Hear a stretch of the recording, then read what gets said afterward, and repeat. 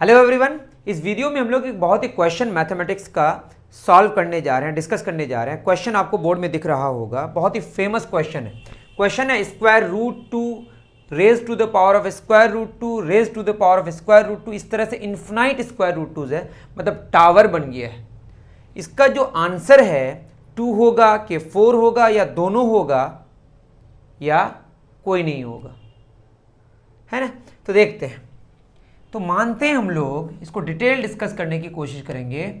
हमारे पास जो सॉल्व करना है जिसे, वो x मान लेते हैं, है ना।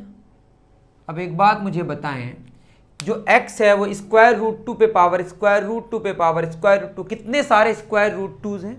There are infinite square root twos. मतलब अगर एक रूट टू नीचे से छोड़ दें तो जो बचा वो भी तो इन्फिनाइट ही बचेगा, है ना। इन्फिनाइट को तो ऐसे ही डिफाइन किया जाता है। मतलब यह है कि स्क्वायर रूट टू पे पावर जो हम ये देख रहे हैं, ये वाला, तो ये भी तो हमारा स्क्वायर रूट टू पे पावर स्क्वायर रूट टू पे पावर स्क्वायर रूट टू पे पावर कहाँ तक जा रहा है? इन्फिनिटी तक। तो ये तो x ही तो है, समझ गए आप। तो क्या मैं ऐसा कर सकता हूँ, x raise to the power of 1/x, है ना। लेफ्ट साइड मैंने 1/x पावर किया और राइट साइड भी पावर कितना किया? 1/x। मतलब x रूट इधर भी किया, x रूट इधर भी किया। यहाँ पे x कैंसिल हो जाएगा और x raise to the power of 1/x कितना आ जाएगा हमारा? Square root of 2 only. या इसको अगर हम देखें तो x raise to the power of 1/x is equal to 2 raise to the power of 1/2। तो यहाँ से जो हमारा आंसर निकल के आ रहा है, इसको अगर हम इक्वेट करके देखें तो x हमारा 2 आ रहा है। लेकिन एक बात ख्याल करें, x पे पावर 1/x है और स्क्वायर रूट ऑफ 2 जो हमारा है, इसको हम ऐसा लिख सकते हैं ना, 4 raise to the power of 1/4। क्यों भाई? 4 रेज टू द 1/4 को आप अलग से सॉल्व कर लीजिए। क्या होगा? 2 पे पावर 2, उस पे पावर 1/4, 2 2 जा 4, कितना आया? 2 पे power 1/2। That is 2 square root of 2 is same as 4th root of 4। आगे और भी आप चेक कर सकते हैं, ये दो रिजल्ट्स हैं यहाँ पे। तो 2 और 4, मतलब यहां से हम x का वैल्यू 4 भी लेके आ सकते हैं। तो 2 भी हो सकता है और 4 भी हो सकता है। लेकिन अब कौन सा आंसर एग्जैक्टली सही है, ये समझने के लिए हमें और भी आगे बात समझनी पड़ेगी। यहां तक अगर हम बात को रोक दें तो हमारा ऑप्शन सी करेक्ट होना चाहिए। तो आगे देखते हैं ऑप्शन कौन सा सही है, और 4 सही है कि 2 सही है कि दोनों सही है, या सिर्फ एक सही है ना, या दोनों गलत है। तो इसको समझने के लिए थोड़ा और प्रोसीड करना पड़ेगा। इसके लिए आपको समझना पड़ेगा प्रिंसिपल ऑफ मैथमेटिकल इंडक्शन। बहुत बड़ी चीज़ नहीं है, आप बस धैर्य रखें, आपको बात समझ आ जाएगी। मैं मान लेता हूं एक कुछ भी an मान लिया मैंने। an क्या माना? स्क्वायर रूट 2 पे पावर स्क्वायर रूट 2 पे पावर स्क्वायर रूट 2। ये कितना टाइम्स इस तरह से ऊपर चढ़ेगा? n times. मान लिया, इसको मानने में कोई हर्ज नहीं है। तो मेरा a1 कितना आएगा? स्क्वायर रूट 2 ओनली, एक ही रूट 2 आएगा। अगर a2 माने, मतलब n के जगह मैं 2 रखूं, तो रूट 2 कितनी बार होगा टावर में? 2 बार। a3 लिखूं तो रूट 2 मतलब स्क्वायर रूट 2 कितनी बार होगा? 3 बार। a4 लिखूं तो 4 बार। n लिखूं तो an लिखूं तो कितनी बार? n बार। मेरी बात समझ आ रही है? तो ये चीज़ है, ये इसको मैंने ऐसे डिफाइन किया। अब ये क्या चीज़ है ना। अब देखिए, ये जो हमारा वैल्यू है तो क्लियर हो गया कि 2 तक जा सकता है या 4 तक।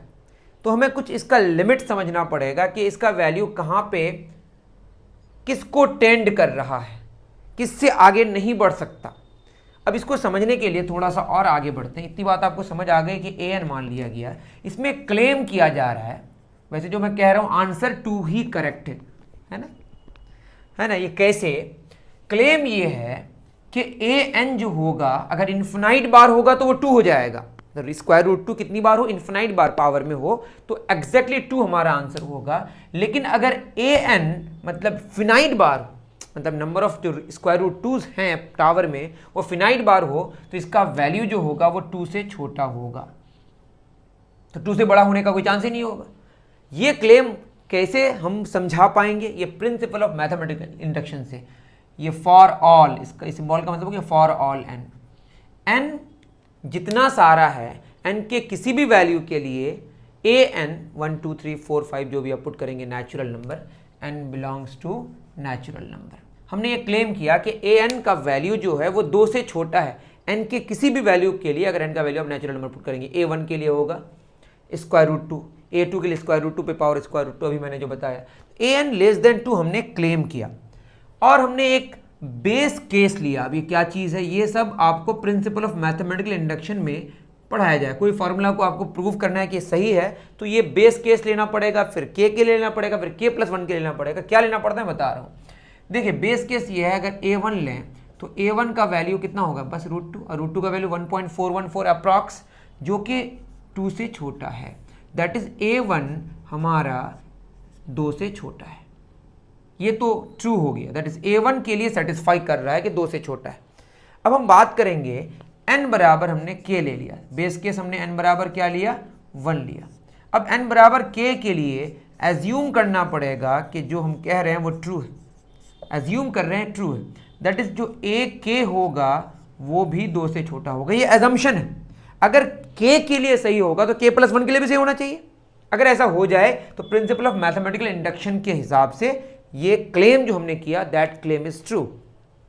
ठीक है, तो मैं अगर ए के प्लस 1 लूँ, ए के प्लस 1, तो ये क्या हो जाएगा, स्क्वायर रूट 2 पे पावर स्क्वायर रूट 2 पे पावर स्क्वायर रूट 2। ये कितनी बार, के प्लस 1 टाइम्स। अब इसको अगर ध्यान से देखें, स्क्वायर रूट 2 पे पावर स्क्वायर रूट 2 पे पावर स्क्वायर रूट 2, अगर इस नीचे वाले को छोड़ दूं तो ये कितनी बार स्क्वायर रूट 2 है, के प्लस 1 टोटल हुआ, इसको छोड़ दिया तो कितना बचा, के टाइम्स। और ये के टाइम्स होगा तो ये तो ए के ही ना होगा, दैट इज ए के प्लस 1 जो हुआ वो स्क्वायर रूट 2 पे पावर ए के हुआ। इतनी बात आपको समझ आ गई होगी, है ना बच्चों।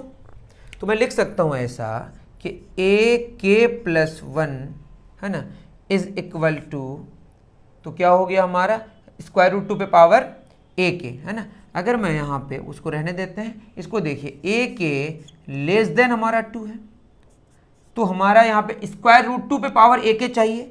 तो मैं क्या कर रहा हूँ, इधर स्क्वायर रूट 2, यहाँ पे मैं क्या कर रहा हूँ, स्क्वायर रूट 2 पे पावर ए के कर दिया। तो स्क्वायर रूट 2 पे पावर ए के करेंगे तो राइट साइड भी क्या करना पड़ेगा, स्क्वायर रूट 2 पे पावर 2, राइट लेफ्ट दोनों चेंज करना पड़ेगा। और चूंकि स्क्वायर रूट 2 1 से बड़ा है तो ये जो साइन है हमारा ये सेम रहेगा, इसमें कोई इशू नहीं होगा, है ना। चलिए अब देखिए, अब क्या हो जाएगा, स्क्वायर रूट 2 पे पावर ए के, है ना, ये किसके बराबर है, ए के प्लस 1 के, दैट इज ए के प्लस 1 लेस देन, और ये पावर हाफ है, ये 2 है, 2 पे पावर हाफ, उस पे पावर 2, 2 2 कैंसिल, दैट इज ए के प्लस 1 किससे छोटा होगा, 2 से। दैट इज जो हमने एज्यूम किया था a1 that is A N less than 2 है, वो प्रिंसिपल ऑफ मैथमेटिकल इंडक्शन से हमने बेस लिया, एक जो बेस केस लिया उसके लिए भी ट्रू रहा, और k के लिए एज्यूम किया और k प्लस 1 के लिए भी ट्रू आया। तो इस तरह से हम ये जस्टिफाई कर सकते हैं, जो n का वैल्यू हमारा अगर फिनाइट पुट करते हैं तो जो आंसर आएगा वो 2 से छोटा आएगा। जो इन्फिनाइट कर देंगे अगर, मतलब रूट टू जो टावर है वो इन्फिनाइट टावर हो जाएगा, तब जो हमारा आंसर आएगा वो टेंस टू 2 नहीं होगा, वो एग्जैक्टली 2 होगा, क्योंकि मैंने इन्फिनाइट बार यहाँ पे कहा है। 4 तो हो नहीं सकता, क्योंकि जो फिनाइट में हमने देखा, फिनाइट n के लिए, n जब फिनाइट पुट करते हैं तो उसका वैल्यू 2 से छोटा होगा। तो इन्फिनाइट हो जाए तो किसको टेंड कर रहा है, 2 को, तो इन्फिनाइट होने से एग्जैक्टली क्या हो जाएगा, 2 हो जाएगा। लिमिट में ये सब बातें और भी आपको समझ आएगी। आई थिंक आपको बात समझ आई होगी। अगर नहीं भी समझ आए तो इतनी बात समझ आ रही है, ये आप याद रख लेंगे, इसका वैल्यू एग्जैक्टली 2 है। और 2 कैसा नंबर है, रेशनल। तो दूसरा यहाँ पे जो ऑप्शन बन सकता है, ये एक तरह का ऑप्शन है। दूसरे तरह का ऑप्शन हो सकता है कि जो फर्स्ट ऑप्शन है इसका जो वैल्यू है वो रेशनल आ रहा है, दूसरा ऑप्शन इरेशनल, है ना, नन, कांट से, या जो भी हो, ये 2 ऑप्शन है। तो आंसर क्या होगा, रेशनल। दैट इज ये जो पूरा इरेशनल एक टावर बन रहा है, इरेशनल का एक इन्फिनाइट टावर बन रहा है, इस टावर का जो आंसर आएगा वो 2 आएगा, और 2 एक रेशनल नंबर है।